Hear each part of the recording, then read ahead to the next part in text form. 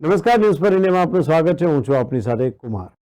નબળા બાંધકામના અનેક કિસ્સા અવારનવાર સામે આવતા હોય છે. આજે ભાવનગર શહેરના દેવુબાગ નજીક આવેલ પ્રમુખ સ્વામી ફ્લેટનો એક ખૂબ મોટો સ્લેબ ધરાશયી થયો હતો.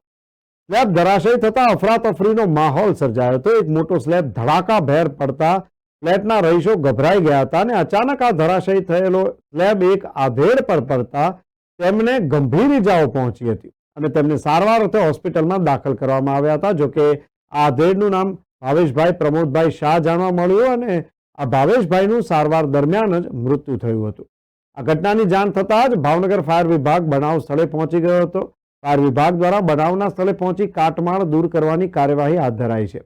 આ બનાવની જાણ પોલીસને થતાં પોલીસ પણ તાત્કાલિક ઘટના સ્થળે પહોંચી હતી અને સામાન્ય રીતે 25 કે તેથી વધુ વર્ષના જૂના મકાનો હોય તો જર્જરિત હાલતમાં હોય તો મહાનગરપાલિકા દ્વારા તેને ઉતારી લેવામાં આવતા હોય છે. પરંતુ આટલા વર્ષો જૂના મકાનોને મનપાની ઘોર બેદરકારીને લીધે કોઈ પણ પ્રકારની નોટિસ આપી નથી અને આવી ઘટનાઓ અવારનવાર બનતી હોય છે.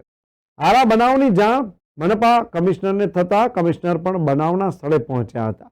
કમિશનર દ્વારા બનાવના સ્થળે પહોંચીને બીજા અન્ય લોકોને સ્થળાંતરિત કરવાની કાર્યવાહી પણ હાથ ધરવામાં આવી છે.